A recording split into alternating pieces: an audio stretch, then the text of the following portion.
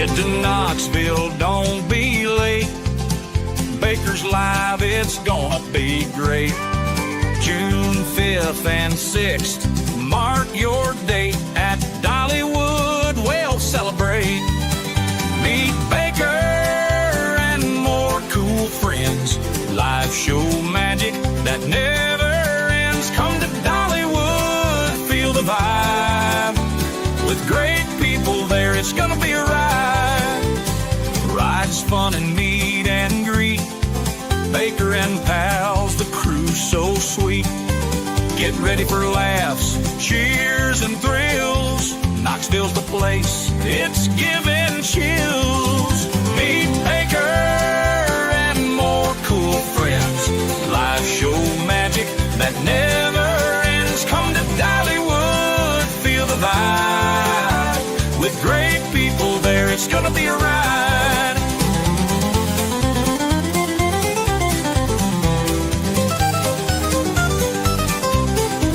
June 5th and 6th, don't miss the fun. Meet Baker and friends, it's second to none.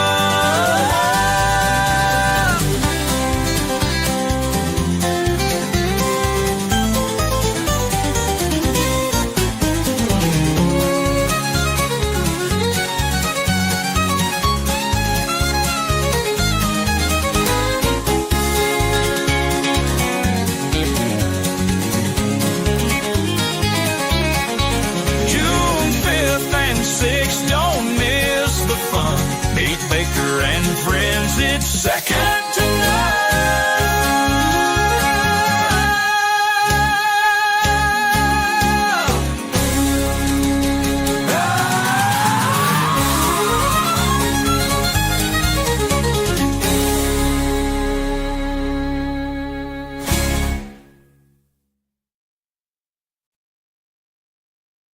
Good morning, good evening, good afternoon, wherever you are, whoever you are, what if any you might be. And this is kind of just to try and make sure I caught everything yesterday. Dave Yannetti was arguing this motion yesterday about the third-party culprit defense, but I have a tendency to get a little heated when I see Brennan and his weasel face. So I might have had too high of a blood pressure to listen to everything. So I thought we should just try and go through what it is the defense claims they have that point in the direction of Brian Higgins, Brian Albert, Colin Albert as the third-party culprit suspects. We have to remind ourselves it's the defense claiming that they have something. The people haven't been found guilty in anything, just like Karen Reed. Anyone is innocent until proven guilty.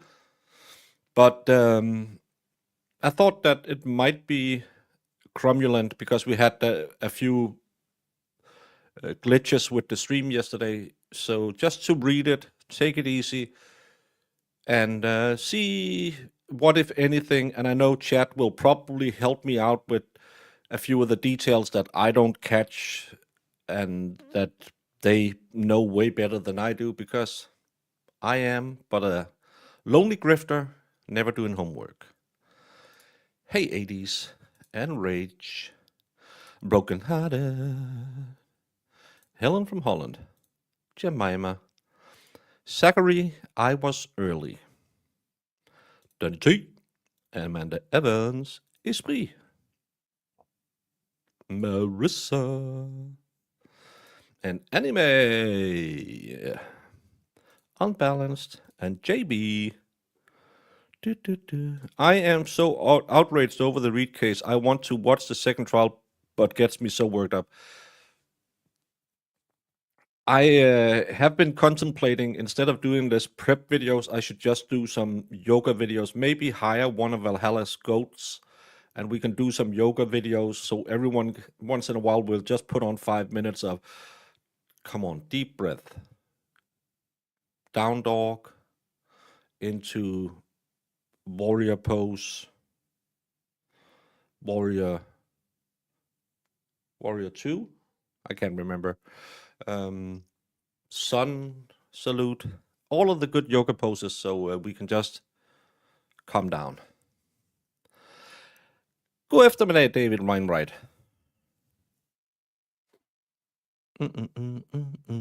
Deborah, hey, how are you? Maybe we finally have iPhone data for everyone. Probably pretty hard to find all of that data 2 years later. I think it's gone. You're also a lady. Well, oh my. Good morning, Sue. Thank you.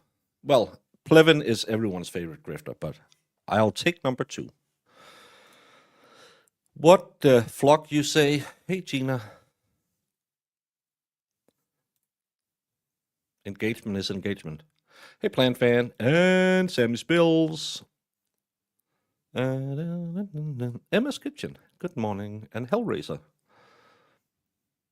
You bought a new bike for race rides. I'll just lift heavier. And Christine, how are you doing? I only know downward facing dog. I bet you do. Giggity. Hey, Despite. Could you read the Danish telephone dictionary on a stream to add to my white noise library? We don't get that delivered to us anymore. But I can find a takeaway menu and read for you if you need that.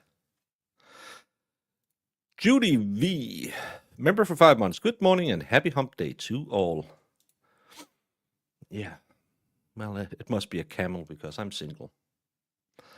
You don't want to see me in yoga poses. Hey, Money G and Iris. Yeah, Valhalla is. Everyone should follow Valhalla. What's on today's docket? We are just reading the third-party culprit allegations. Since they don't have the metadata, the court should dismiss the charges. No, you should go and read the motion to dismiss denial. Because Bev... Why did you have to get me started? Bev on page 6 says that there is a motion on, I believe it's October 20th, 15th, something, 2022, that orders the Commonwealth to keep all video and underlying metadata. And on page 16, again, I'm going by memory, on page 16, she then says, there's nothing in Rule 14 that claims they have to keep the metadata. No, Beveridge, you put that in a ruling that they had to preserve the metadata. And then you're claiming there's no indication that metadata would help prove or disprove the exculpatory value of a piece of evidence. Well, first of all, that's not for you to decide. Second of all, there could very well be a whole heck of a lot of gold hidden in the metadata, because then you could see if anything had gone on with the data.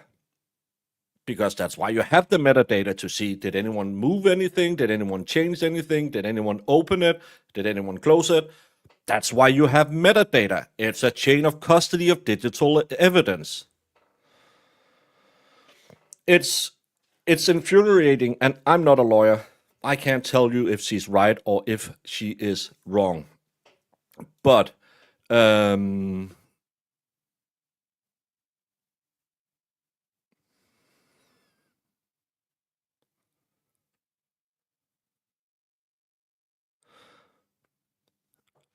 Marissa, I don't understand what it is.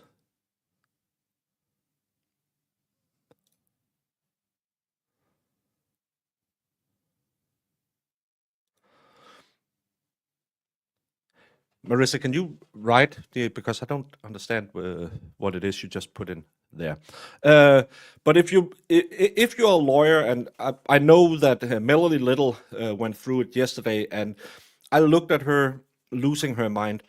But Bev contradicts herself. She then claims that no reasonable jury would change their mind if they knew that Proctor had hid evidence from both the Commonwealth and the state. Then she claimed there's no Rule 14 or Brady violations anyway, even though Brady clearly states anyone working on the case, from Lally to the guy who got coffee, all bear the same obligations under Brady. Proctor was the effing lead investigator.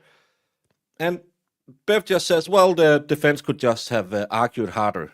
Argue harder, Daddy.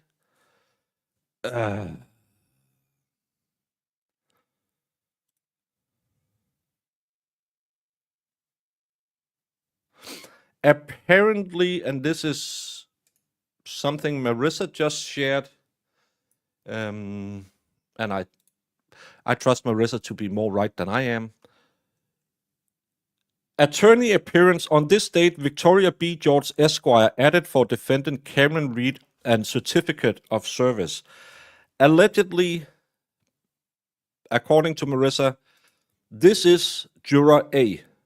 The juror... So, no, Marissa is now retracting.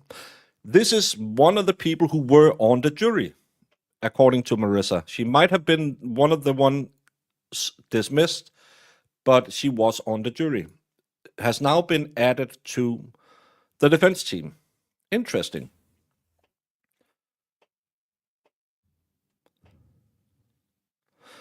We'll follow up. Any trial today? Not on my channel.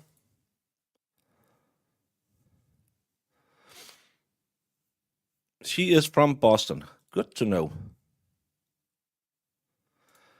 Red also says it's the juror that got dismissed for the goat transportation cost. Thank you so much, Unbalanced. No hearings today. No, reading that motion to dismiss and her claiming that everything will be fixed as long as she just gets a second trial is not only sloppy work, but it's also, her reasoning is ridiculous if you read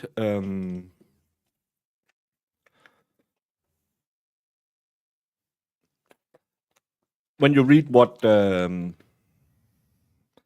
she's claiming. It's just, sorry, I'm just getting a ton of updates right now from the mods, and I'm not sure why I can't read it while I'm on screen. I'm alone.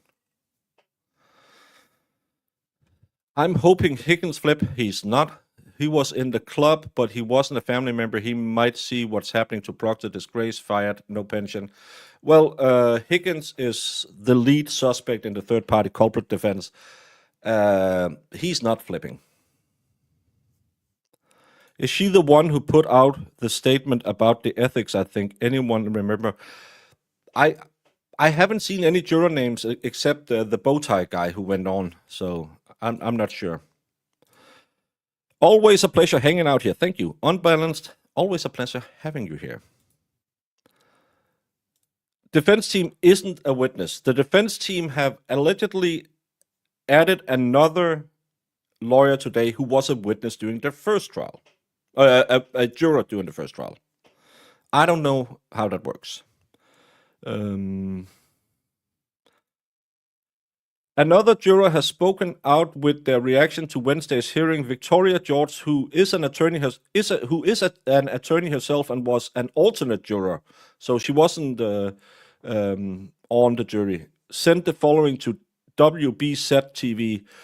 I was a fair-minded juror who left this trial questioning the integrity of the system long before the defense filed a motion to dismiss with allegations of jury tampering. It is the Reed case itself and the fact that it is still being brought that has left many in Massachusetts very distrustful and scared of our system. As a lawyer, this reality saddens me even more because I remember how much faith I had in our system as an optimistic law student. Mr. Brennan made an impassionate argument today regarding his alleged concerns that some might be questioning the fabric of our entire judicial system. If he truly would like to address that problem, I have a few suggestions, she added.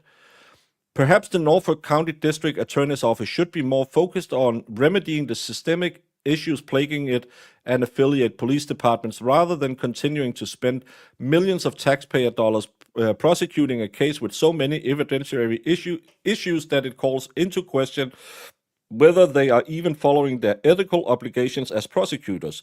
The Commonwealth has a duty to protect the right of defendants, and I, for one, would love to see them do so. This is the lady who is now joining the defense team, and who is a local.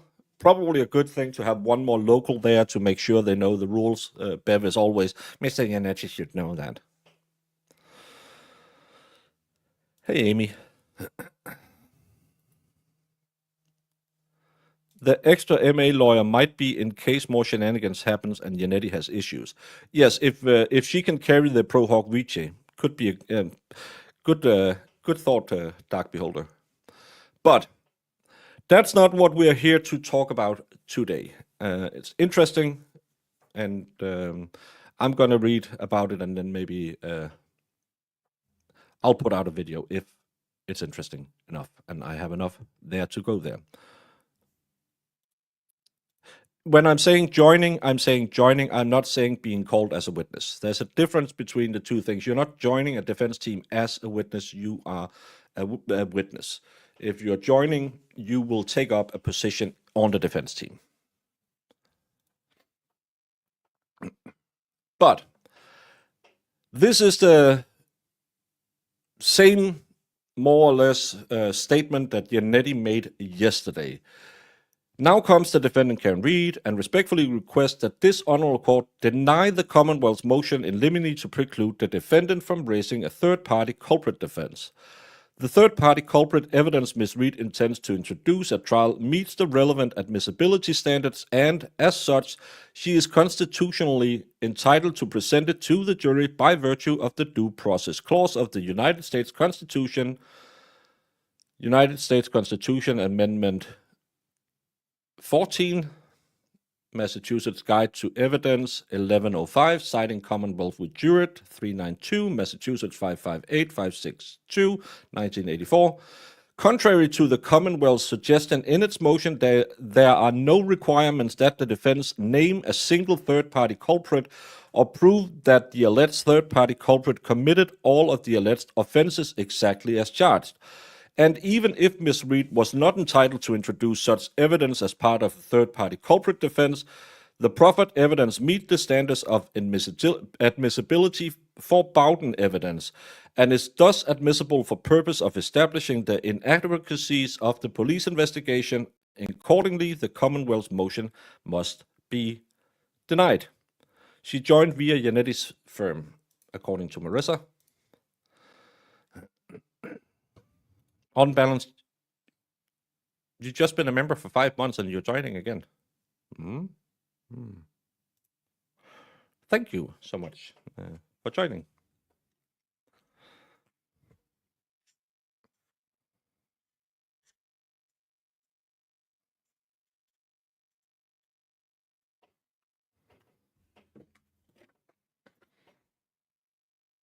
Thank you. Oh, you upgraded. Oh, fancy you. Thank you so much. Relevant facts regarding third-party culprits. The defense has announced 3 potential third-party culprits in this matter. There is evidence that each of them had the motive, intent, and opportunity to commit the crime. All of them were present at the scene of the crime on the night in question. First, Brian Albert. He did not have a good reputation among his fellow officers, which is very much in contrast to what Special Prosecutor Brennan said, because, he was a decorated dude. He was one of the greatest officers in the history of the Boston police. So, probably not totally accurate. He was known as a bully, someone who has a history of sucker punching fellow officers, particularly when he was drinking. And we know he was heavily drinking that day. We know the other guy we didn't really talk about, who was in New York with them on the day, allegedly is one of the guys he's punched. So my title has a small typo: third party culprit instead of fourth party. What the hell? Did I hit the wrong button? Third party culprits. Third party culprits. Well, I'll fix it in post.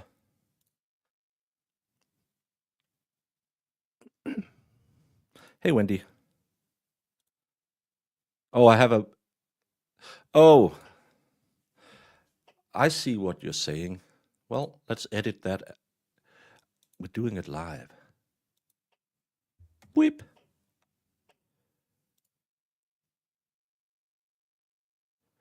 Yeah, shut up. Well, yeah, looks like it. And thank you, On Balance, for gifting 5 membership to Just Joe, Ryan's Free Karen Reed, Hank's Whiny Objections, and Kim Farnan, and Mazzi Aribenati was all gifted memberships. Welcome, welcome, welcome.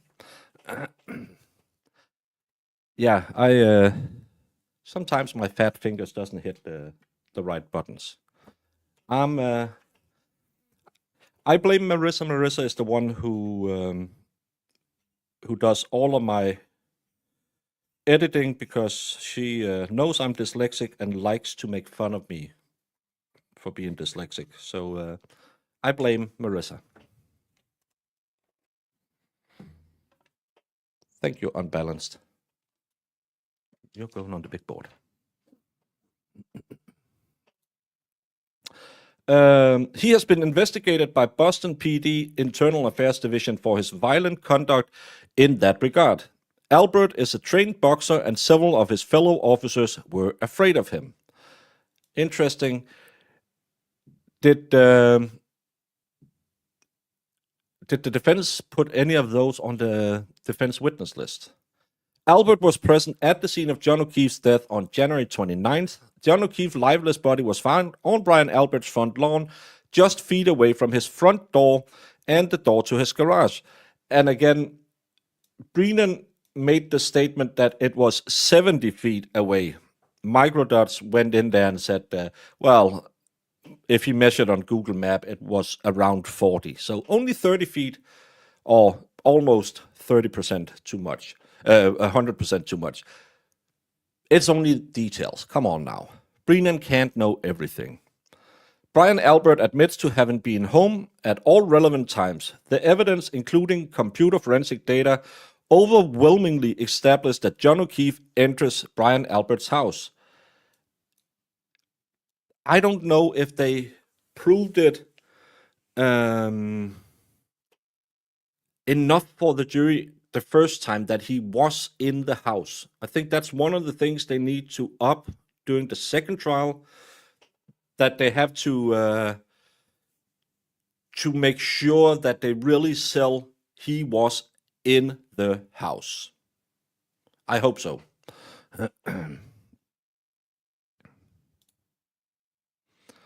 Exactly. If he has to tell the truth, it's not fair.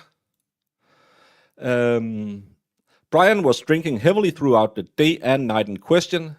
Brian spent the day and night with Brian Higgins.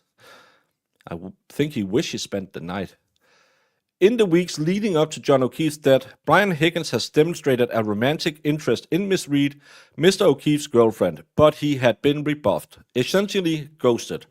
And on this night, Higgins was confronted with Mr. O'Keefe and Miss Reed together and clearly happy.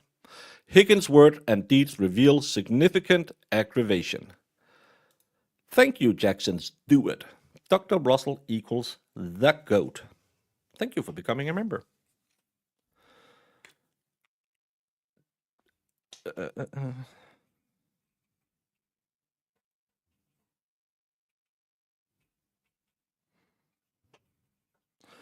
And Esprit asked, Does anyone remember the part about Higgins busting Colin's game controller? Not sure how they would want to spin that, but I have a few ideas. Probably too much info, though. I remember the part that the only time he was ever at the house was when he broke that controller at a birthday party or someone. He never been at the house before that, before the night in question, which to me sounds really weird, especially with him plowing the driveway. He didn't know the people really in the house. He was just kind of a friend of Brian's, but not really. He only been there once. When you put all of that together and try and put it into a timeline, I've been sitting going through timelines and some of the things said in court, and I just get that it just sounds stupid when you put it together. I've never been at the house. Oh, I like to plow people's driveway, and there's no snow, by the way, so why plow the driveway with your Jeep that never was at the scene? But it's so stupid when you go through it.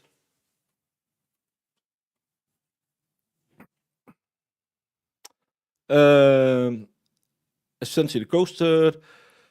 Higgins' words and deeds reveal significant aggravation. Brian Higgins was in Brian Albert's home when John O'Keefe entered. After a period of time, Brian Higgins left the Alberts' residence but maintained contact with Brian Albert. There were suspicious and unexplained phone calls between the two of them at 2:22 a.m. on January 29th, not long after Mr. O'Keefe was mortally attacked. Again, we never really found out about these phone calls that they absolutely didn't have.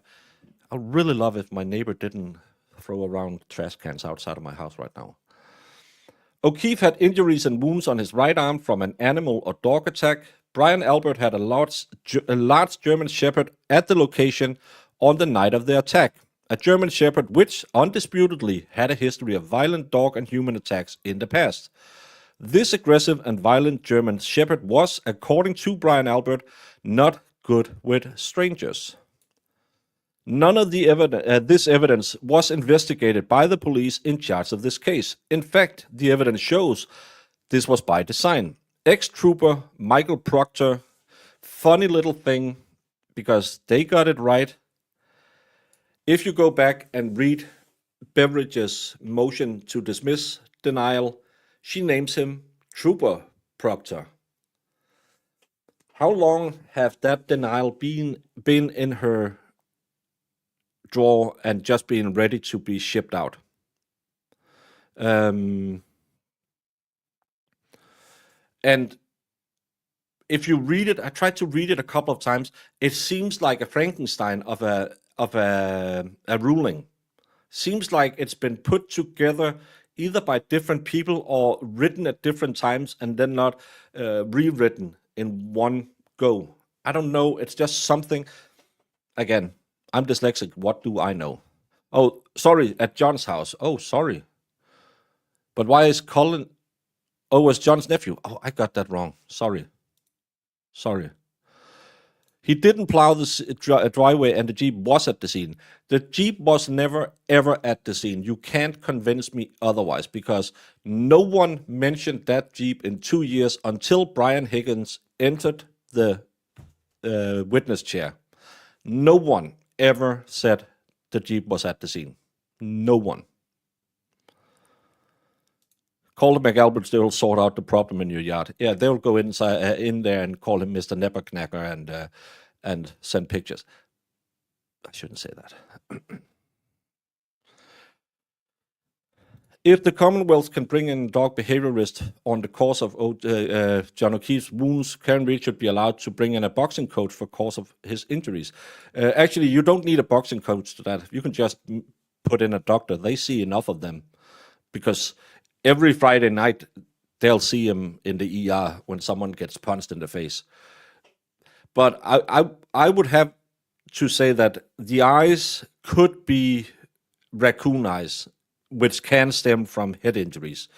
I've broken my nose a couple of times, and every time I had, I only broke it once, but I had to had it rebroken 3 times to try and put it back together. And every time they broke my nose again, my eyes looked like I had been beaten because the pressure just builds up. So I don't know if the eyes are clear indication of the punching, but his lip and his hand and the marks on the back of his hand, which could be the fluid, but they normally don't put fluid in your hand to try and warm you up. They'll put it in the femoral artery, I believe it is. But it looks like on his right hand there is a discoloring, which could have been a normal defense injury. Because what do you do if you get attacked? You'll do this to try and cover up. Everyone naturally will try and cover their face because on a basic level, we know this is the most important part of our body. That's why we spend so much oxygen and blood on it. So we'll cover up our face. Well, there is the two other types of DNA on his pants, but they didn't find any matches. I think they match them against both the Bryans or just one of the Bryans. Now it's been a year. It's been a year. Yes, this is the third-party culprit, as the stream is named.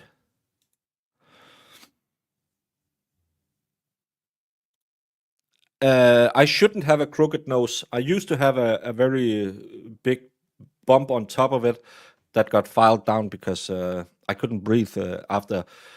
The guy punched me and broke my nose all the way across.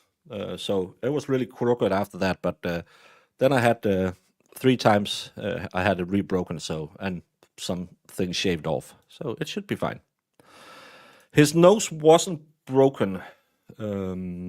But they said he looked like he went 10 rounds with Tyson. That's right.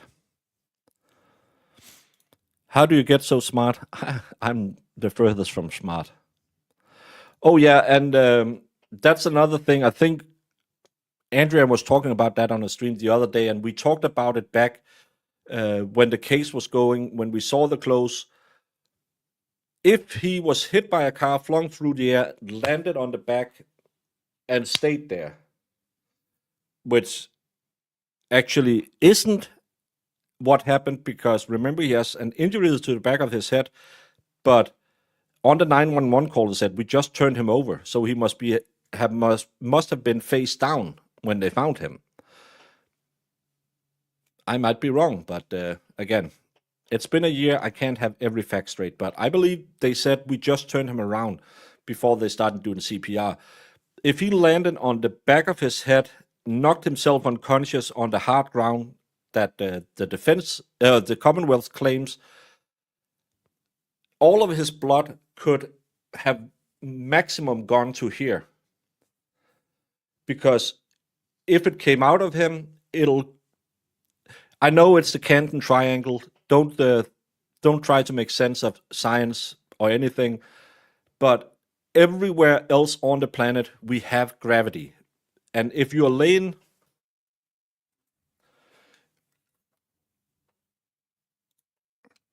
on your back, as they claim, boink, he hit the back of his head, blood would go this way. It wouldn't go over his body down his pants. That could only happen if he was bleeding in this position. Then you can have blood on the front of your clothes. If he was laying this way, again, no way he could have gotten blood on his pantalones.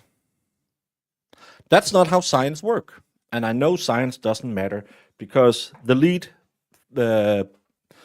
investigator for the science stuff, wasn't that what he called it, Trooper Paul, couldn't even give you the equation to figure out force, which is probably one of the easiest equations because it's mass times acceleration. He couldn't, well, there's multiple ways to figure it out. That's actually one of them. Raccoons call them Albert eyes. Thank you, Mr. Meathook. Clutching at Pearl's Eurovision party.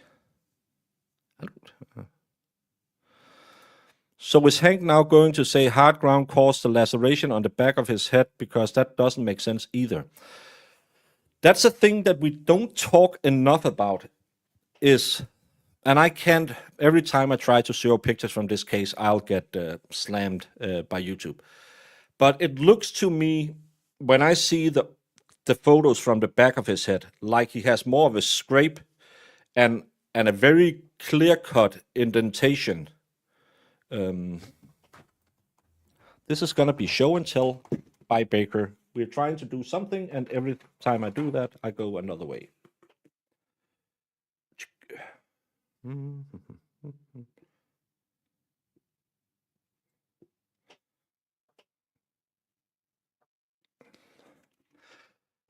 This is John O'Keefe.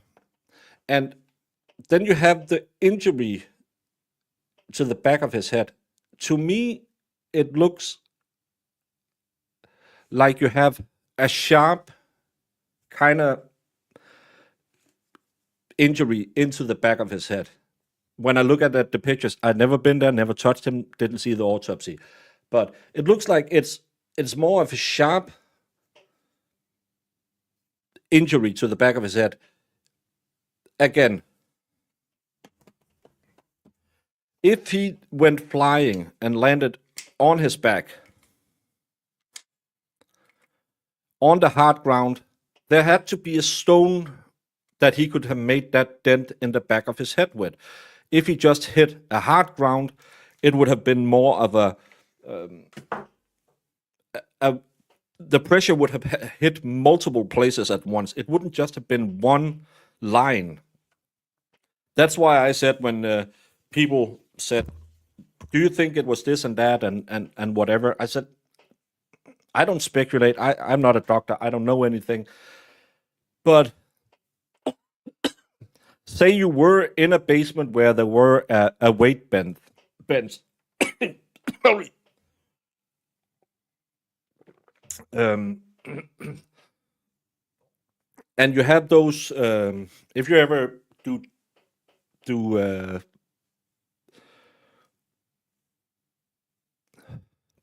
what do you call it in English? If you ever do chest press, you have, when you re-rack the bar, you have like a J shape. I said it could kind of look like someone fell backwards on that. And because that'll slice up your head. If you're falling, it's going to be show and tell today. You have the J shape on the weight bench, and you fall backward, you would kind of tear up the scalp. And that's not very wide. It's like something this wide or something like that. So 6 inches or something like that.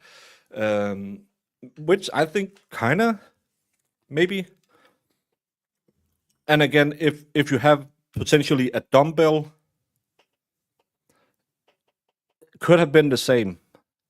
I've seen someone talk about potentially a baseball bat, but that wouldn't make that injury. A baseball bat would be a crushing injury. It wouldn't be a sharp injury.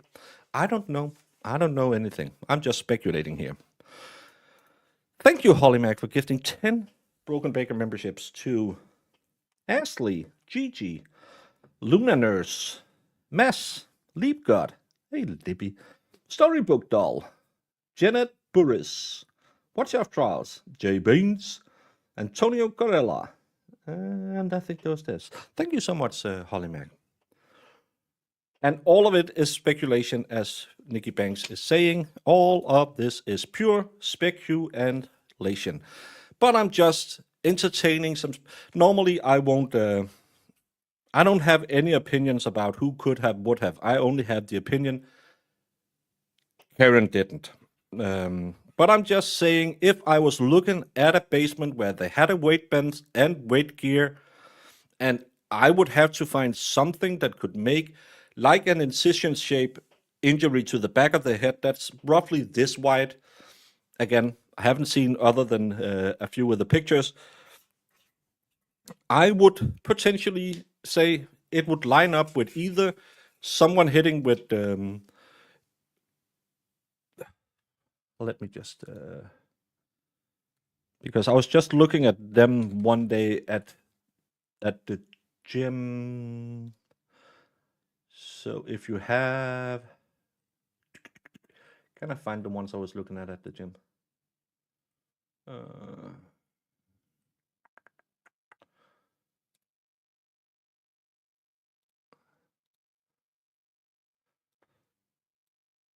Either if you have something like this with a very defined edge, or they don't have the little metallic ones that I was looking at. Come on. Why don't they? Every gym has them in the world.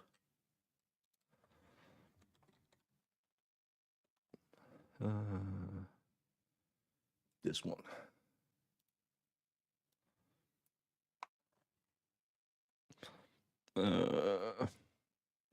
Something like this.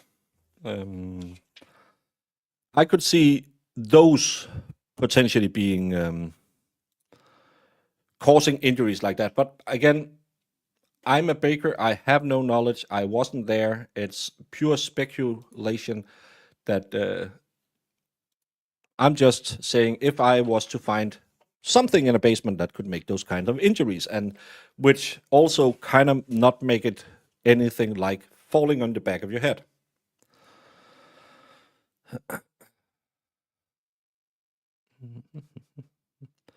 Gym equipment, table, door frame. It could be a million things. It could be a stair.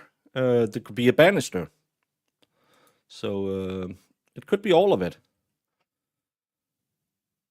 Sounds like Pooper Paul's testimony. All speculation. It's all speculation, and I'm honest about it. Pooper Paul wasn't.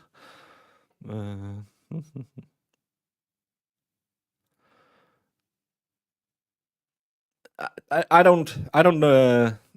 Yeah, maybe. Yeah. How about a Garth Brooks style demo? Well, I did do the no sexual intercourse in this case, Zach. I was thinking more like the metal on a weightlifting bench thing. Well,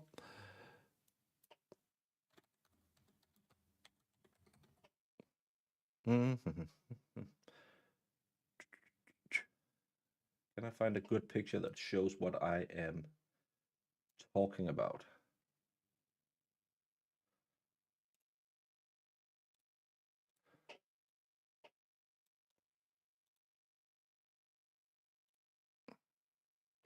I know this is not the same model they had in the Albert's house, but you see those prongs over here to put the barbell back on.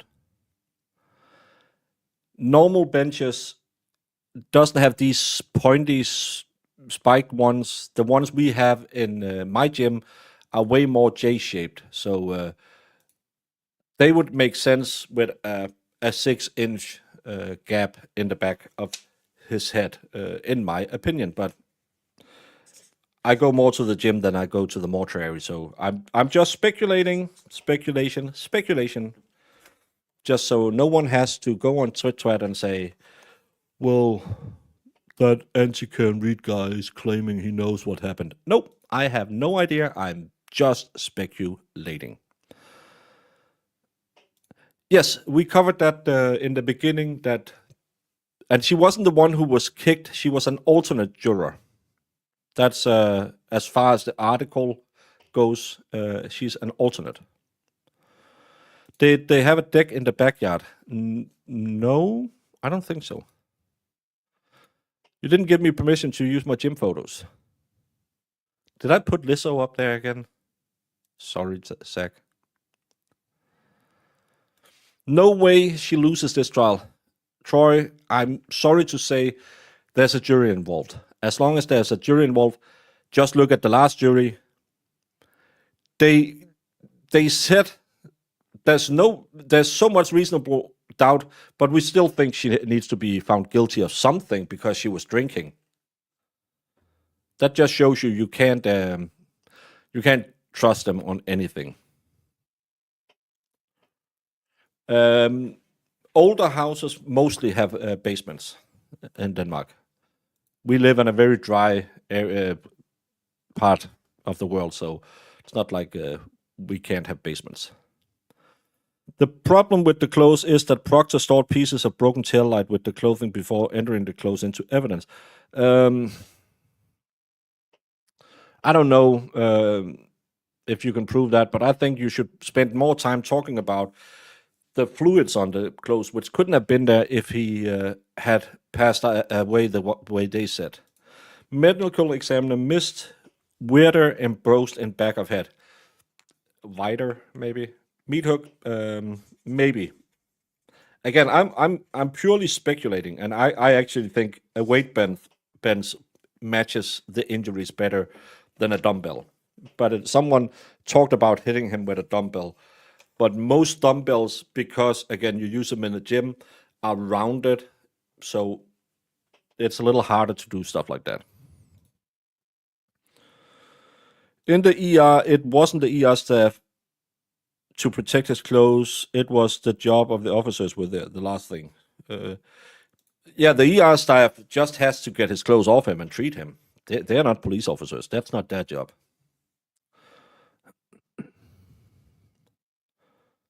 I wish Texas can have basements. You can just dig a basement. It's not that hard. Just dig down. Maybe you'll find oil. Get rich. We were reading something. Ex-Trooper Michael Proctor. How can I get so derailed just by reading ex-Trooper Michael Proctor? Well, was asked in a text exchange whether the homeowner Brian Albert would catch grief as a result of having a dead body of a police officer in his front yard. Michael Proctor's response demonstrated his intent to protect a fellow police officer. Nope, the homeowner is a Boston cop too, verifying his intent to give a pass to Brian Albert. Then we go on to Brian Higgins. Move out the way.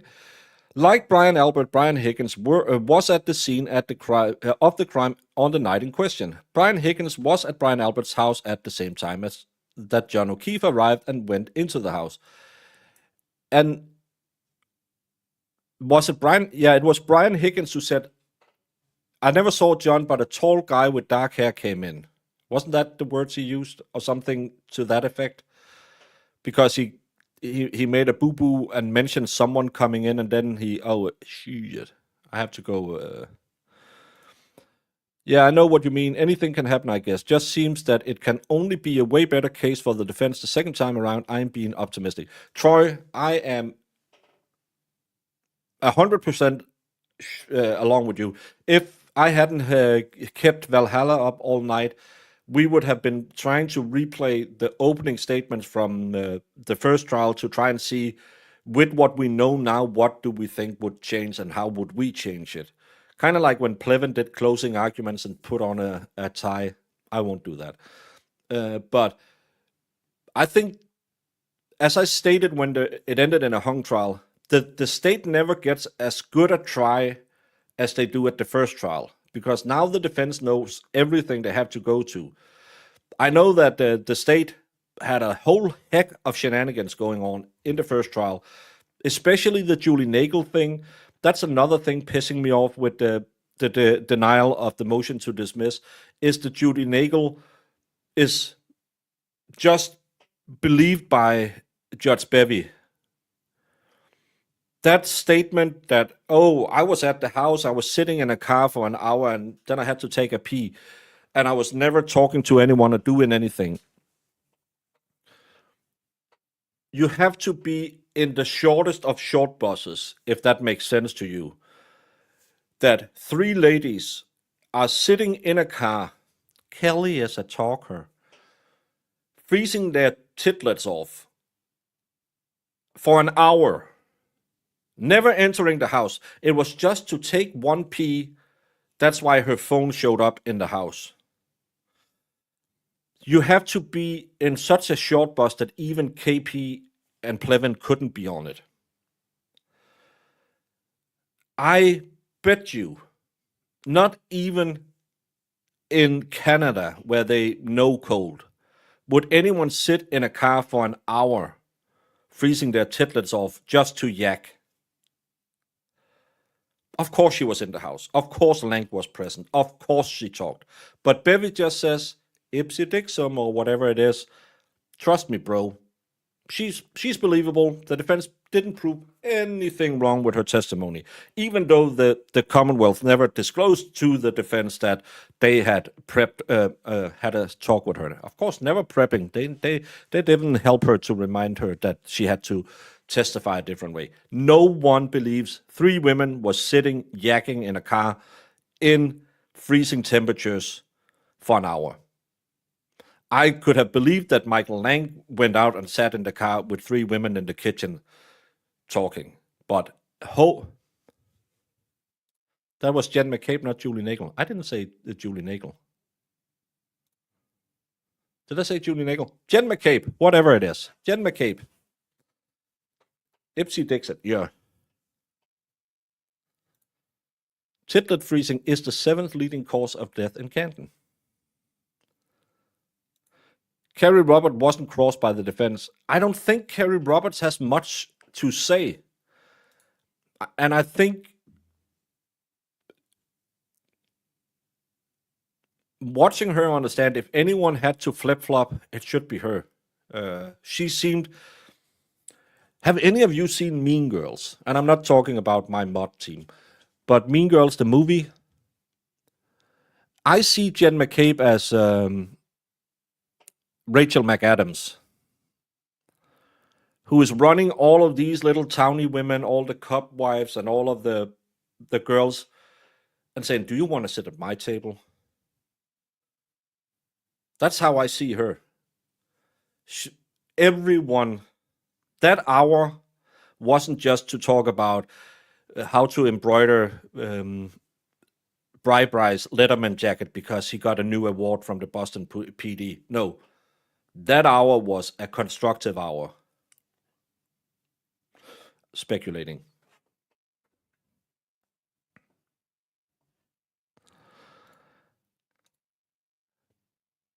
Well, I am sorry to everyone who feel offended, but I can't say retard, I can't say idiot, and I can't say short butt.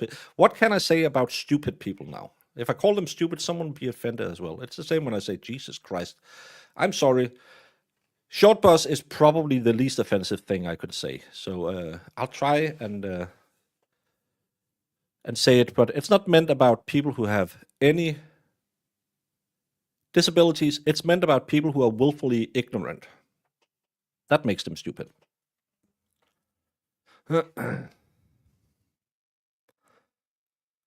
Was watching your recap earlier, so you think Bev is coming around a bit to the defense? No, I never said that. How is it that she has still not been rotated off this case because she'll stay on the case forever? Wasn't she supposed to have been the first trial? I don't know why people keep asking that question. Bev will not be removed from this case. No way, because who is going to remove Bev is going to be Bev. Ain't going to happen. Sorry to blow the bubble. Bev will not be rotated. Bev will not be removed. Bev will not anything. Bev will be in that chair April 1st. Feds won't come storming in. No helicopter will come flying over the courthouse.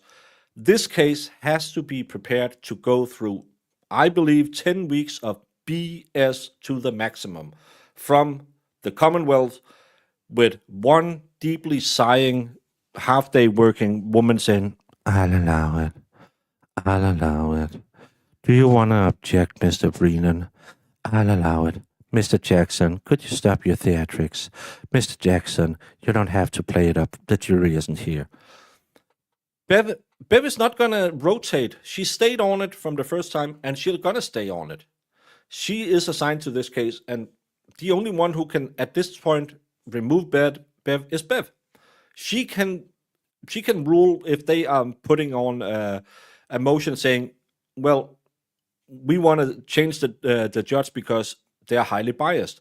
And she rules, yeah, I am highly biased. It's the only way you can remove Bev, because Bev is the one who has to rule on that motion. And she'll say, denied. Sadly, that is the reality.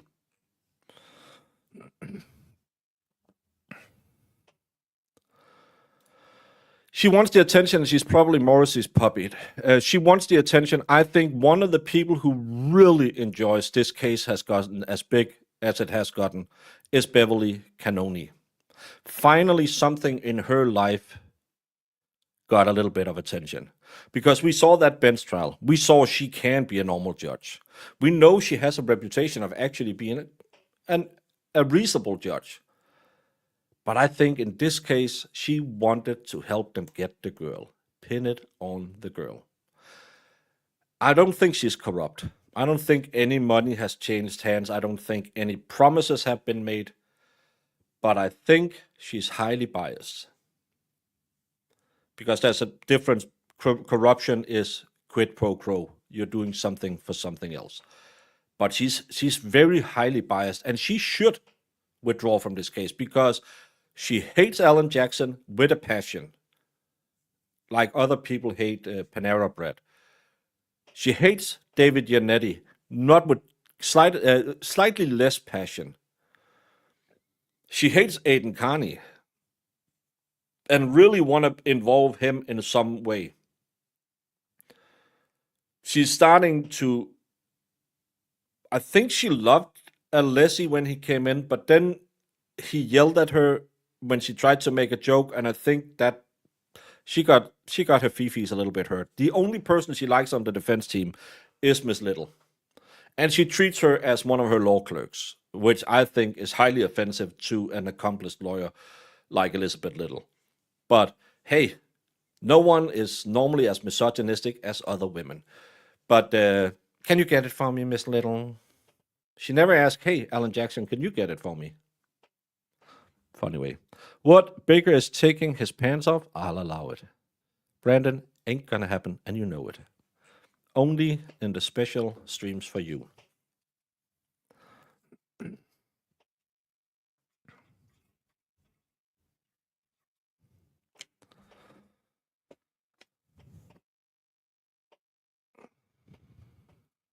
I feel like this is a bummer for Judge Bev. It sucks that this trial is at the end of her career and all of her fine work, and this would be what she's remembered for.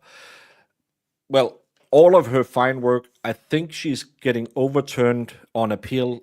Is it 72% or 82% of the time? So her fine work isn't really fine. And her motion to dismiss screams appeal. The problem is you have to lose the case to appeal it, and no one wants to lose a case. Hey, RJ, did you miss anything? No, we were just, I'm speculating all the way away today. But thank you for 7 months. Be nice. She dislikes Brennan too, as he is ridiculous. You can actually tell she doesn't like him. I think it's the big city lawyers that she doesn't like. Because Lally, the little bumbling fool who runs around with his bald head and smokes cigarette, he's probably sharing his Newports with her. She seems to like him a lot, kind of like a little son. Oh, she has a horrible appeal rate. Horrible. Claudia, it is true. We talked about it in the beginning. An alternate juror from the first case who is a lawyer has joined the defense team or has filed a motion to join the defense team today. Her name is Victoria B. George. And well, I can just for all of you new people, there's some people who has come in during all of our yakking. We can do it again. Another juror has spoken out with the reaction to Wednesday's hearing. Victoria George, who is an attorney herself and was an alternate juror in the Reed's first trial, sent the following to WBZ TV. I was a fair-minded juror who left this trial questioning the integrity of the system long before the defense filed a motion to dismiss with allegations of jury tampering. It is the Reed case itself and the fact that it is still being brought that has left many in Massachusetts very distrustful and scared of our system. As a lawyer, this reality saddens me even more because I remember how much faith I had in our system as an optimistic law student. just have to make this one ready. Mr. Brennan made an impassioned argument today regarding his alleged concern that some might be questioning the fabric of our entire judicial system. If he truly would like to address that problem, I have a few suggestions, she added. Is it this? Yes. Perhaps the Norfolk County District Attorney's Office should be more focused on remedying the systemic issues plaguing it and affiliated police departments rather than continuing to spend millions of taxpayer dollars prosecuting a case with so many evidentiary issues that it calls into question whether they are even following their ethical obligations as prosecutors. The Commonwealth has a duty to protect the rights of defendants, and I, for one, would love to see them do so. This is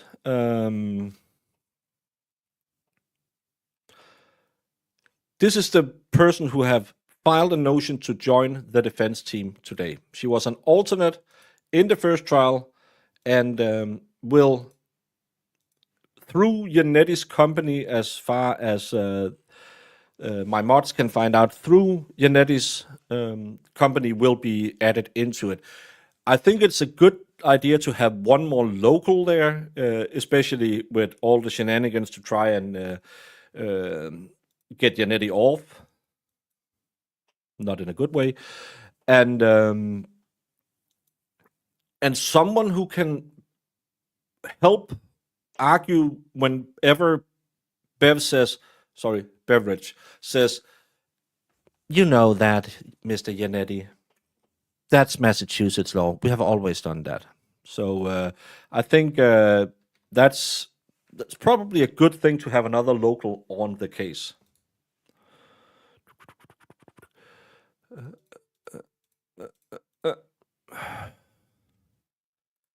Jackson's do it. Oh. DUI guy showed Bev's rating on Black Robe, all 1 stars. Thank you, Jacksons. Yeah, it's and look, Felerowski, another Norwegian.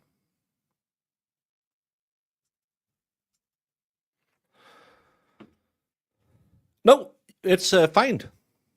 A lot of people came in after I talked about it, so I'll put it. I gave it a read again.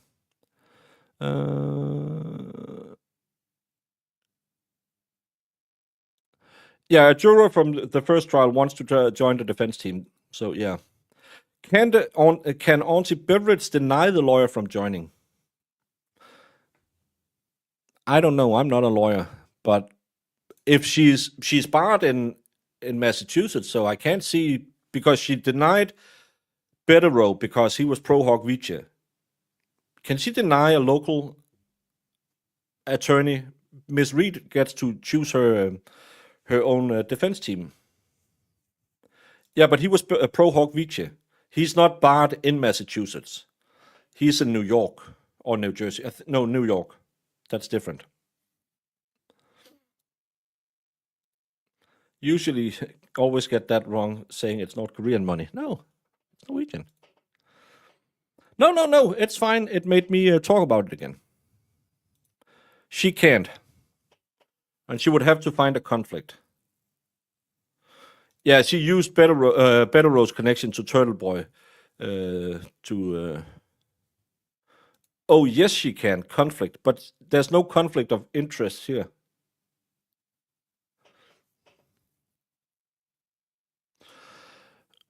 Well, but then she would have to be a witness, and then there could be a conflict by being a lawyer at the same time, maybe. Yeah, but I can't see any conflicts of interest because she's only apparently, according to LinkedIn, she's not.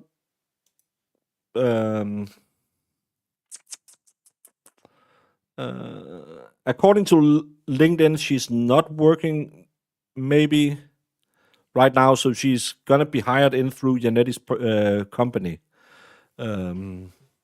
Is what the Snoops. I have wonderful Snoops. Marissa and Jemima is shifting through everything in the background.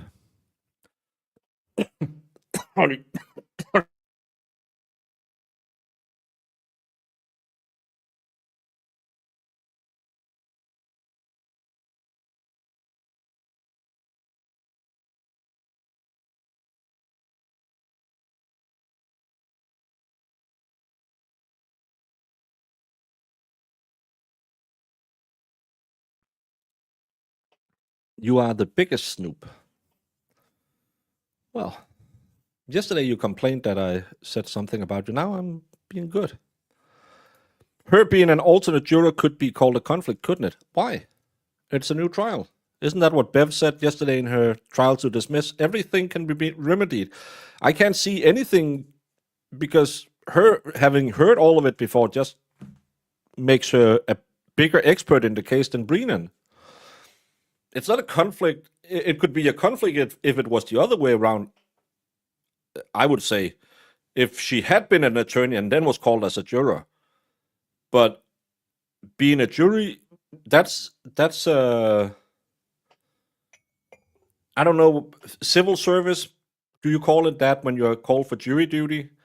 It's it's a civil service. When I do layman duty in Denmark, it's a special kind of work because uh, you work for the state, so your employer can't say no. You have he has to give you time off because it's civil service that you're doing by doing jury duty. So why shouldn't a lawyer who's been serving on a jury be able to join a team later? It's not like I can't see how that is. Yeah, I had a big old frog in my throat. Brennan will cry conflict by saying, "I'm not against the attorney joining, but I have issues." Yeah, I love it when he says that. It's whenever he says, "It's not because I don't want them," it means I don't want them.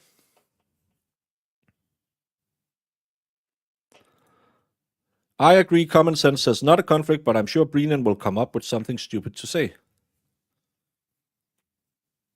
Troy, you know how it's going to be. It's going to be that way, yeah.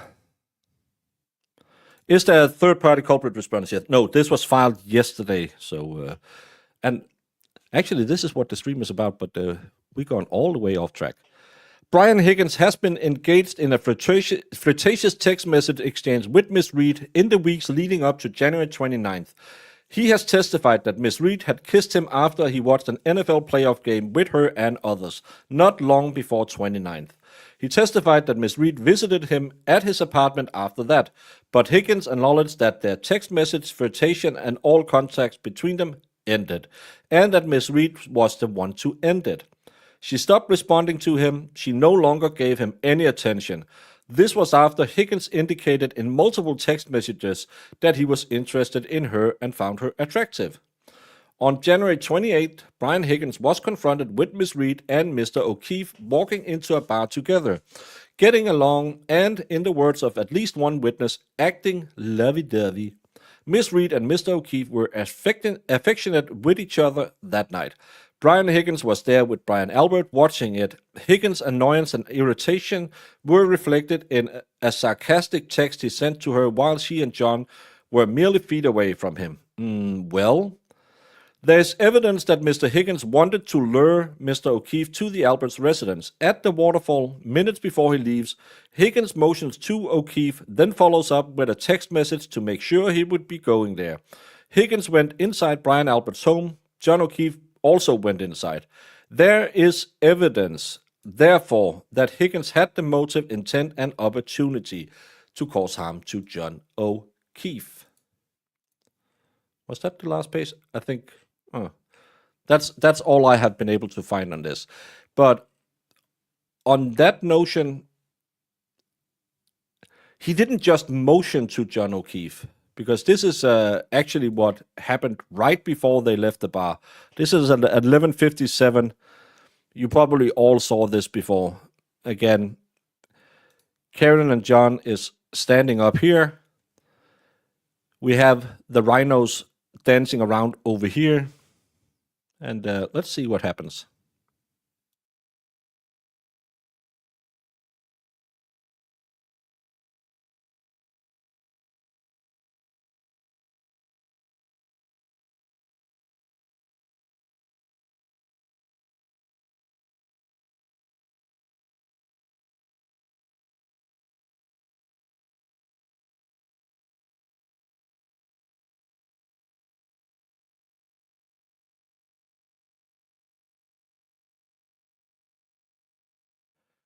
And someone has already put in the things that we should notice.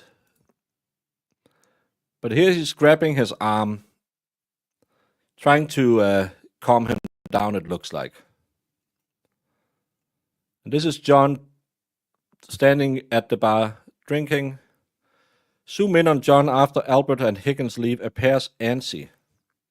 Yeah, he's dancing a little bit. Could be he just had to pee. But this video I found on True Crime Kangaroo on Twit. Just so I give the props to the people I steal it from.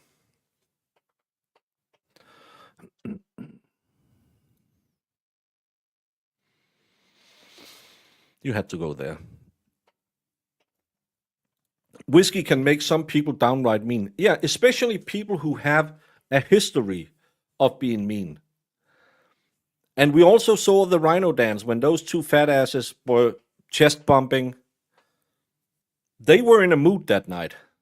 I bet you, on the way home from New York, the talk was going. Oh, Karen's gonna be there tonight. I'm gonna slay that queen. Oh my, she really wants me. And that skinny dude she's hanging out with, John, he can just, do you think he can handle me? I'm an ATF agent. I can F him up. Yeah, brother, you can do that. Let's go get him. This is my reenactment. I have no proof of that. You think he has to pee. John's reciprocates fighting banter by doing the curly shuffle. Could also be that he's just, yeah, you want to dance? I don't know. A sexual mood. Could be it was a sexual mood. Mean drunks being mean while drunk colored me shocked. Yeah, isn't it amazing? Isn't it amazing too how middle-aged guys with a badge kind of in smaller towns turn into the biggest aholes on the planet. Especially these little town kings who run the town, whose wife believe they run the town. Isn't it amazing? Could be that that is yeah, just do it. I don't think I ever had Jameson, so maybe I can handle it.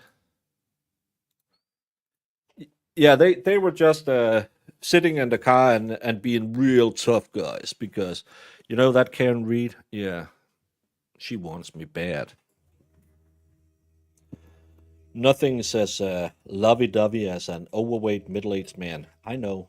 Ladies flock to me. No, they don't. Definitely think the roommate did it also. I'm so afraid for Karen now. The roommate. I don't know what that is. Oh, the one not mentioned in this, and I don't know. I found this motion on the Twit as well. I don't know if the part about Colin isn't in it because he was a minor at the time. That's why I put a silhouette on Colin of Colin on the thumbnail because I couldn't remember if he was old enough to. I could put his face on it. Iris would call them pendillos. Sounds like something Iris would say. And that's Chris Albert pulling Higgins back in a "you can't let him get away with this," not calming. To me, it seems like not here. It's more like a not here gesture. Calm down. We're not going to do it here. Not that I have ever partaken in any bar brawls or anything, but sometimes you are very aware of where security cameras are. Especially if you have been to that bar before and some of your friends might have been nicked in that bar because something happened. And then you know, oh, we're going to go out here. And then there's a small spot behind the bar where there's no cameras and not too much light. And we can fix problems back there. Would you take on the Sisyphean task of playing in Karen's mod? Feel free to draw it. It will help explain to the chat. Don't use all the paper now.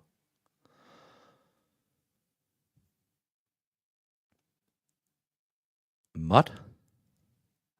Mod?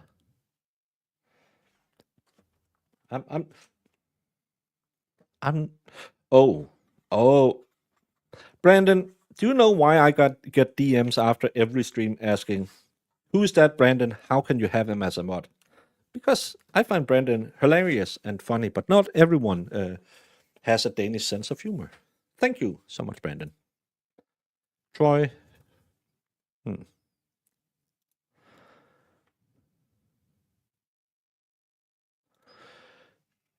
North Dakota we Nicole Rice is what the trial recovery addict was covering. She was, spoiler alert, not guilty. She was she was the roommate. Yeah, I was thinking about the burning. She was guilty. Yeah, was he 17 at the time and 18 now, or 19? Yeah, not here, don't be stupid. Something like that.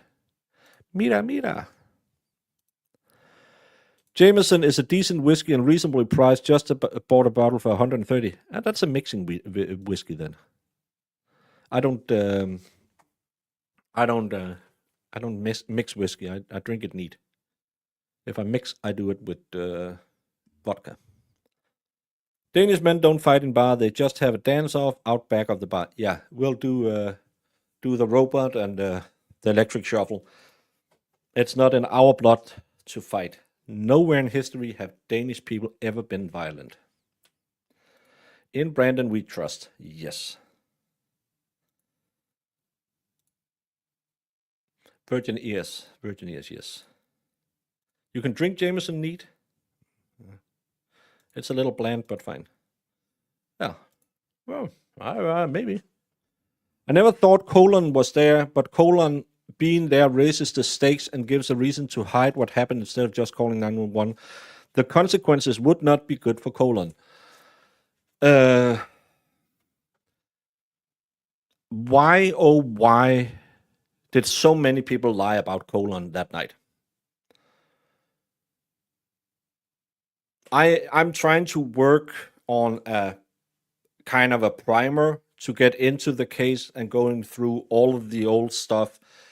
And one of the things that really stands out to me when I go back and look at old stuff is so many people changed their testimony about Colin's whereabouts that night.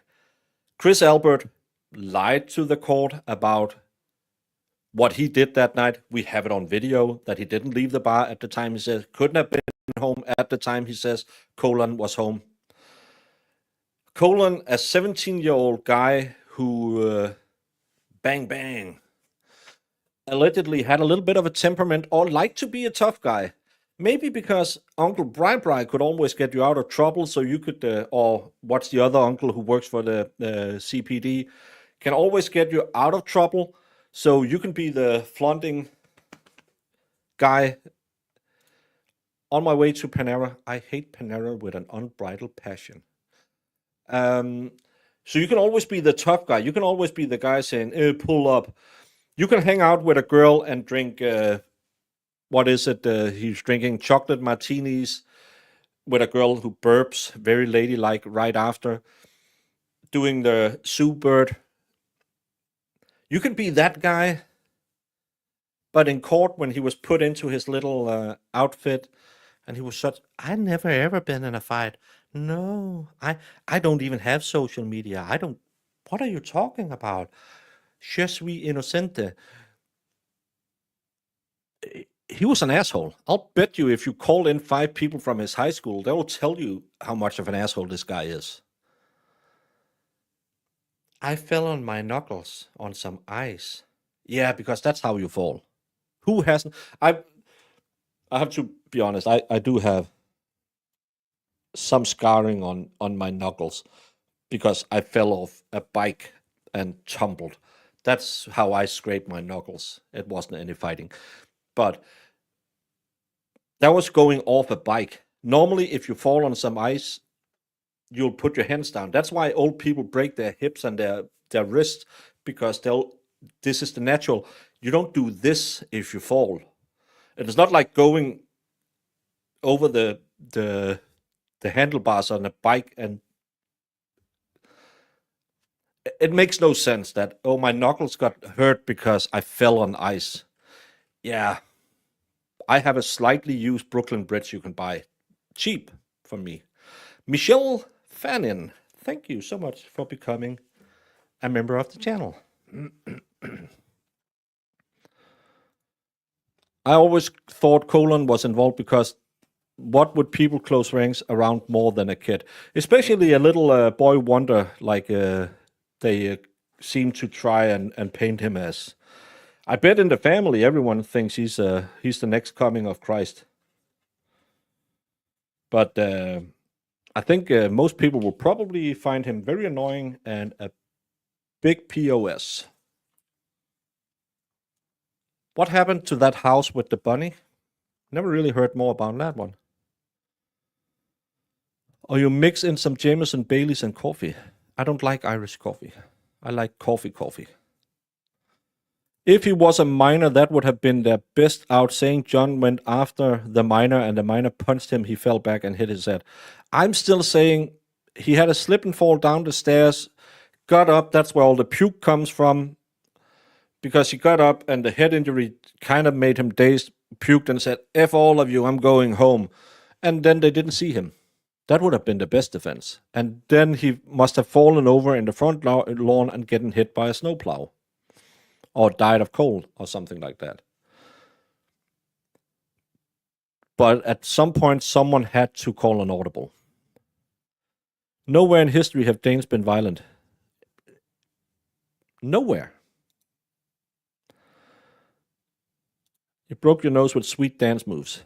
It happens. It was actually a sailor who punched me in the face. Idiot. Yeah, not forgetting the message. He was never in the house. Yeah. Jameson neat with a pickle juice chaser. Brandon, you're weird. I love your body, but you're weird.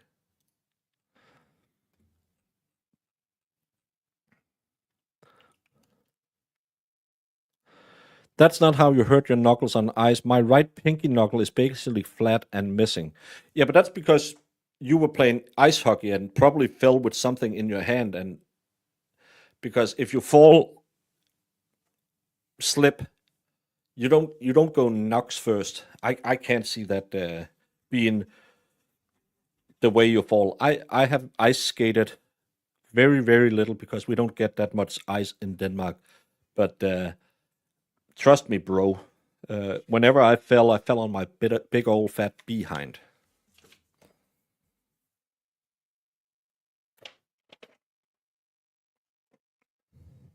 Thank you.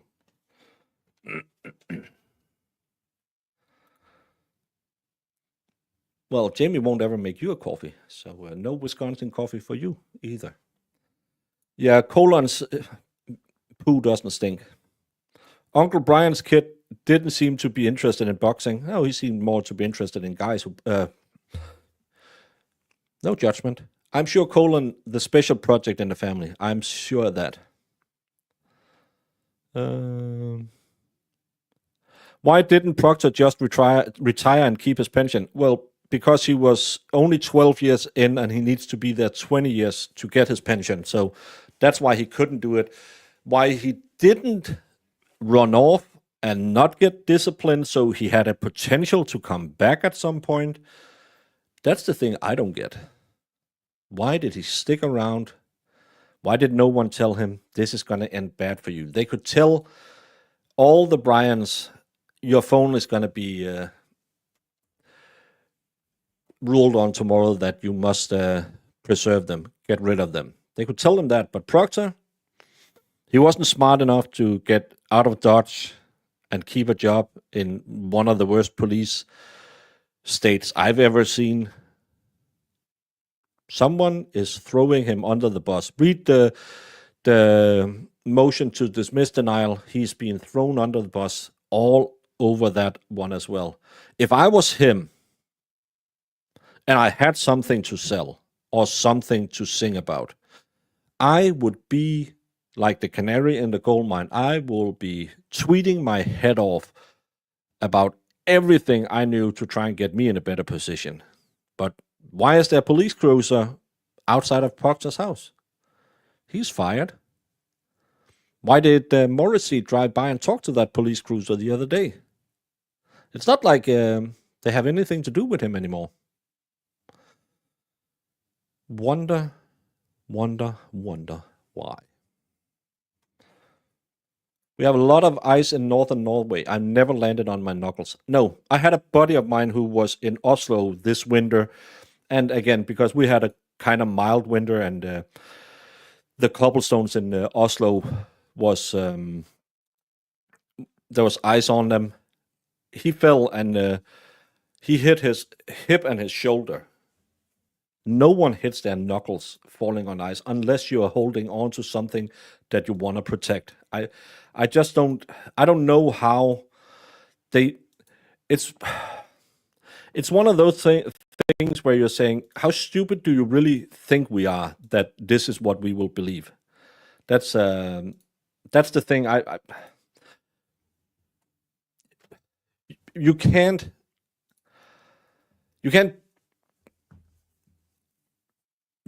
You can't fart and tell me it's roses. You just can't do it. Now it's just from landing poorly thrown punches, and once I broke it, kept breaking it. Well, it's because you have to make sure that you don't hit with, because those two knuckles are not connected to your forearm, so they'll break easy. Didn't your dad teach you anything? You'll hit with the. I don't think everyone was involved in John's actual red rum, but once you tell a lie and get involved, you're stuck in that web. Yeah. I don't think everyone in the house was involved either. I don't know if anyone. If I'm speculating, because the only thing I know for sure is Karen Reed didn't hit John O'Keefe, because no physical evidence show any sign of John O'Keefe being hit by a 6,000-pound vehicle going 24.3 miles per hour in reverse. The lack of injuries to the lower body makes it clear to me that this is not a car impact. But if I was to speculate and make fiction like another Plevin, remember his book is up for sale. He upped the price $3 after I talked about it.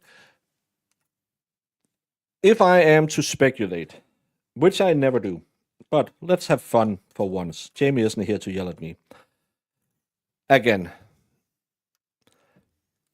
someone went downstairs. Someone either fell backwards or were punched in the back of the head with something that has an impact area roughly this wide with a sharp edge. Someone got severely concussed and started puking and bleeding like hell down themselves, putting all of the stains we see on the clothes. Probably because of the massive brain injuries they had, collapsed right after that. Someone panicked because someone did this to the person. And instead of trying to make it look like an accident, he was drunk, fell down the stairs, hit his head. They jumped on the throw him outside. He ended up outside. Everyone who was in that house wasn't told about it.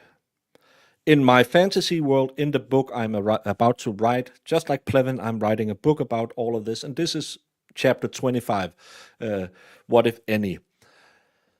Someone carried him outside saying, hey, it's snowing like crazy tonight. They're going to be plowing the road. He's going to be covered up. Then I'm going to find him, and we'll magically find him tomorrow when the sun gets up, because he did pass away before he ended up out there. And then Karen got out of bed too early that morning.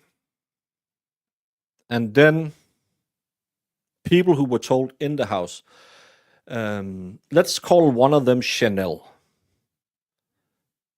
This is pure speculation, it's no allegations, but Chanel was told that night that if this is wrong by, let's call someone Ryan.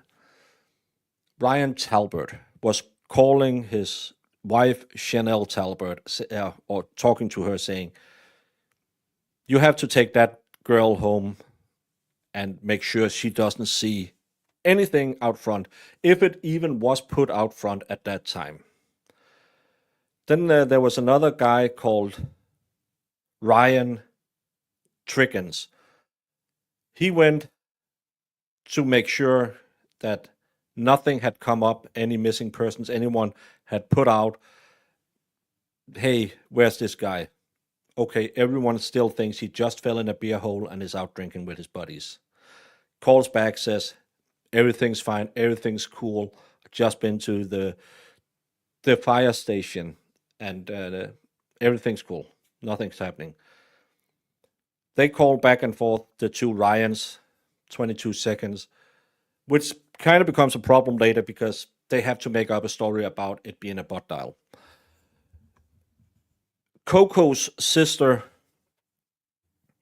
Chanel's sister, again, fictive person has nothing to do with Coco, but Chanel's sister is the one responsible for getting Julie Nagel out of there and making sure she doesn't see anything, even though she remembers seeing, oh shit, I can't use real names.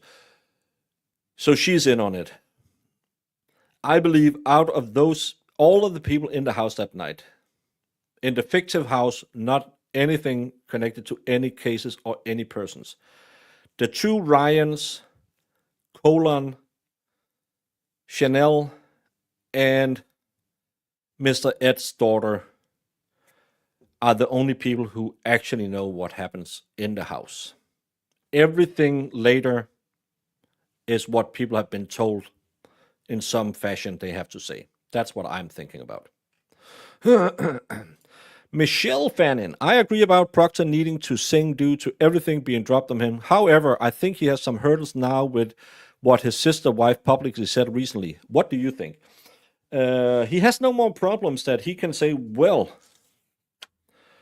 we were trying to keep this secret because we sadly was a part of the very, very bad culture that Michael Morrissey has in his DA's office, which has bled down into the Massachusetts State Police and the Canton PD. A culture of quid pro quo, a culture of protecting the thin blue line, a culture of you scratch my back, I scratch your back. I was doing that, but that was a stupid attempt to try and protect myself and try and protect the ones I thought was my friends. This has shown me that I was mistaken. As soon as you're not worth anything to Michael Morrissey anymore, he'll throw you out with the bathwater, as we say in Denmark, and you're gone. I will no longer keep silent. I lied to my wife and her sister to try and protect my brothers in blue. They never, ever protected me. They used me as a scapegoat. The true story is, that's how I would get around that. No, I don't know what you're talking about, real names. I don't think the judge can deny it because she is a Massachusetts attorney already, not a pro hoc vice. Maria Rose, I think you're a little behind. Use B's for all their names. Yeah.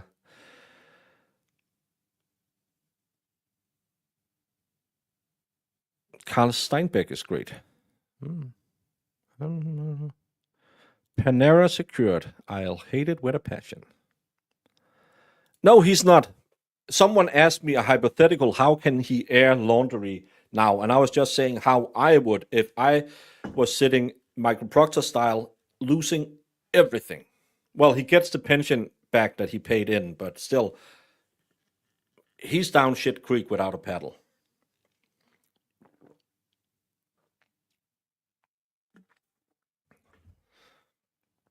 Yeah, but it's. Did people just ask about? We talked about it earlier that I can't see any way she can deny it either. Maybe they asked Sarah Livingston for help because she's a nurse. She looked like she was suffering from something when she took the stand. She's definitely troubled by that night. I don't think they would have asked anyone upstairs. Remember, Ryan Talbert is a guy who has worked with EMTs, and he would have instantly, if he passed away, he would have seen it, and then so, and again, remember, allegedly in Minecraft, it's two drunk rhinos looking at what must have been very, very messy with all of the different bodily fluids leaving the victim's body. You don't go running upstairs and say, hey, you're a nurse practitioner or you are a nurse student. Can you come down here? No, you go into, we're going to cover this up and we're going to shut up mode. That's what I'm thinking. Can the defense make a motion to correct the record when she misstates facts in evidence in her order? They can keep it for appeal. And that's the big problem. They can't do anything now. This will have to wait for appeal. And remember, appeals are just for losers. So they can't appeal this before Karen Read loses her case. Which, fingers crossed, this jury will get it right. Then you don't need an appeal because you have won. But yeah, there's so many things in this thing that I could see right. And again, I'm not a lawyer. I'm just leaning against way bigger and smarter trees than myself. That's the only way I can see this ever being appealed is if she loses. But there's so much in there because she makes herself the finder of fact. She takes the role away from the jury. She contradicts herself. It's just like I'm saying. It looks like kind of a Frankenstein of emotion that some parts were written at different times and then smushed together, not knowing what was in the other parts. That's why on page 6 she clearly states that there was a motion to keep the metadata, and I believe. Again, it's 6 and 13, and on 13 she claims there's no motion or no reason to keep metadata. But you gave them a reason to keep the metadata. It's just ridiculous when you read it. Hey KB, we were waiting for you. Brett, 3 out of 10. That's why you hate Panera with a passion, Brandon. You have to learn. Carl Steinberg, criminal defense attorney and former JAG officer. He's been following Adelson case, but recently caught onto the Karen Read case. Oh, interesting. Could you imagine how all of this would have played out if John had been found sooner and survived? Well, he wouldn't have been, because he died from his head injuries instantly, more or less. He was in he would probably have been a vegetable if he had survived. So, could you imagine if someone in the house had talked? That's probably more akin to it. I don't know. Yes, we talked about this a couple of times. We read her statement that she wants the state to drop the charges because it's a stain on the good name of Massachusetts. Soup could use some non-salt seasoning. Gonna go 7 out of 10. That's why you have your tahine in the car.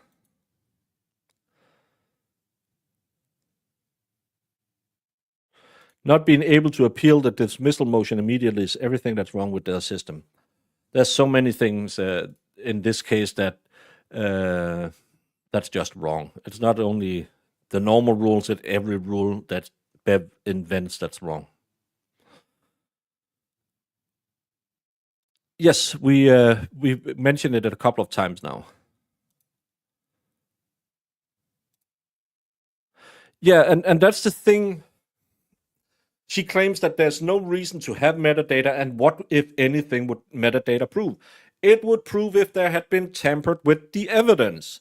It would prove if anyone had cut into the evidence. It would prove tons of things. But she's just, no, the jury wouldn't have changed their mind if Proctor had turned over all the evidence. It doesn't matter. She never ever talks about how it's not Brady violations, what Proctor did. She's just, yeah, there's no reason to preserve it. Well, he did preserve it. Then he has to effing turn it over. And then, well, if he had done that, it's not sure the jury would have changed their mind. And she's getting a second trial, so no problem. Yeah. I don't know. She can't work at Janetti's firm. She was a juror. She can be hired after the case, so that wouldn't be a problem. Chris missed a select board meeting last night, probably held up at Brosnan's house. No, I'm pretty sure he was making mediocre chicken and parm, because who didn't want that? Ellie and Bob talked on their live last night about just reverting the files back to the original state, and metadata would be there. Interesting, the state won't. I'm not sure, because the metadata will still be changed, showing the reversal. I'm not sure you can back. Remember, we had Video Jesus on, and every time you just move a file, you touch a file, it'll change. So yeah. Interesting news that can read. Yes, I've talked about that 2 times already. No, I don't see she's in on it. I just see she's highly biased against the defense team, because in on it would be that she's corrupt, getting something out of it, and I don't see that. But I think she is a big old biatch who just hates Karen Reed and her defense team. That's how I see it. I don't think that she's corrupt, because corruption means quid pro quo.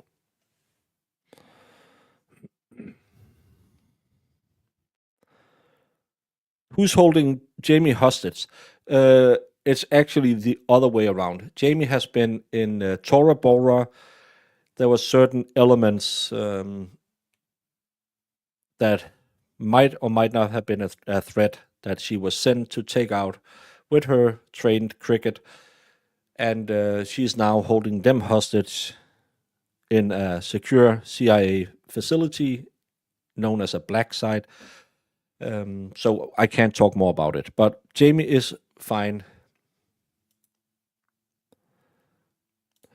Metadata is chain of custody on digital files. It'll show you everywhere it's been, everyone who's touched it.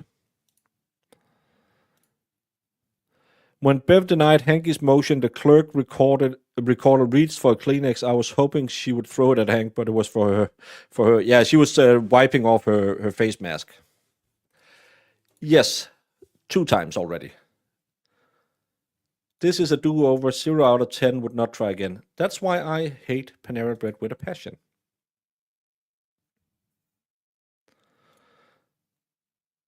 Yeah, probably. Yeah, well, at least the smaller ones of them.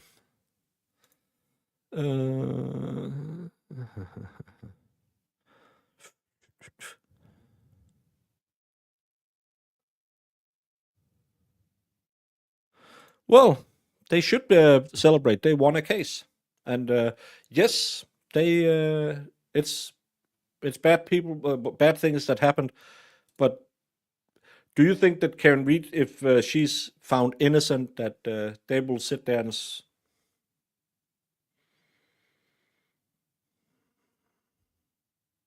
they will probably also go out and celebrate quite a bit after that.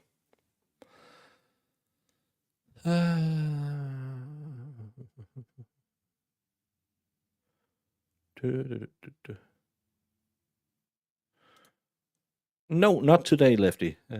That's on Bible Studies Sunday.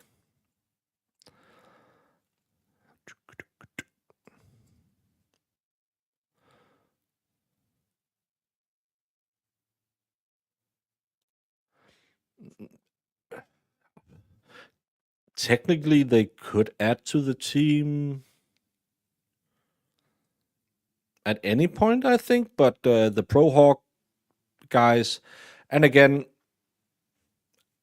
maybe there's a lot of great lawyers out there. Maybe you want all of these great lawyers to join the team, but there's also the saying, too many chefs in the kitchen.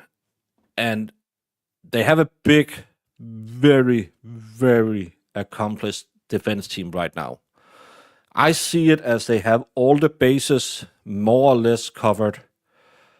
What do you want to bring another lawyer on for? I think the local lawyer is, the former juror, is one, to kind of put a little bit of pressure on. She was a juror in the first trial.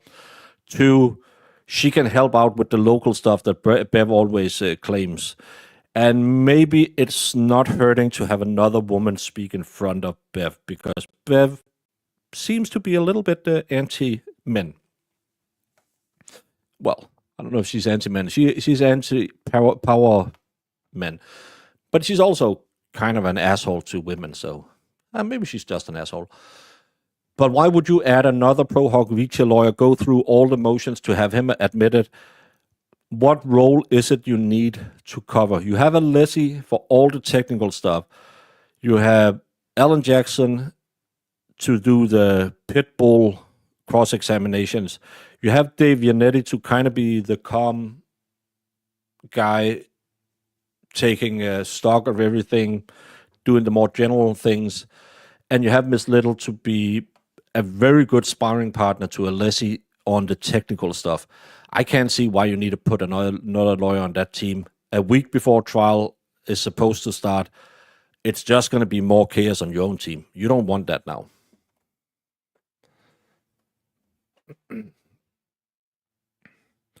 Yeah, I understand a local lawyer, but trying to get someone Pro Hawk Vici in, no. Is anything funny, Miss Mean? Yeah, I hate that woman.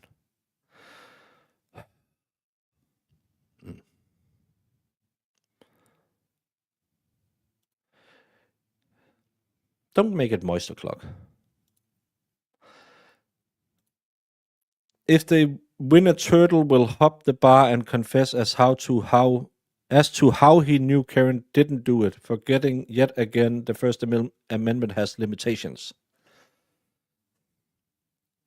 Well,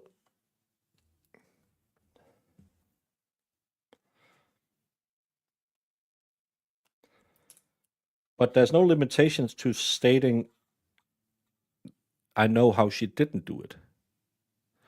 There's limitation to harassment and stuff like that, but there's no one been found guilty in harassment in this case either. Actually, gag orders have been constantly overturned because judges have found there's no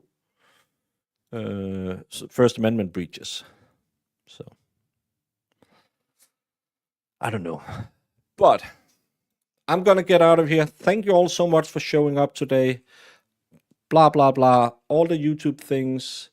Valhalla and I will find a day where we are going to do a rewatch on the opening statements so we can kind of discuss with an eye filled with a year more of knowledge what, if anything, we might have changed if it was us. Not that we know anything.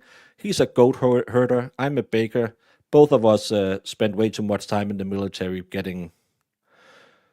But we're fun people to hang out with, so join us when we do. What exhibit are you referring to? I'm going to make this 100, Your Honor. All right. 100. 100. Because it is 100% 100%. correct. Objection, Your Honor. So you literally built a cannon? Yeah, it's pretty awesome. All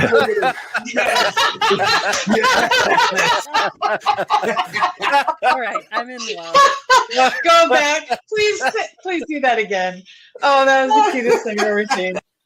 while I'm waiting for this, did you, whether it's true or not, believe that Mr. Randolph had slept with your wife? I wouldn't care.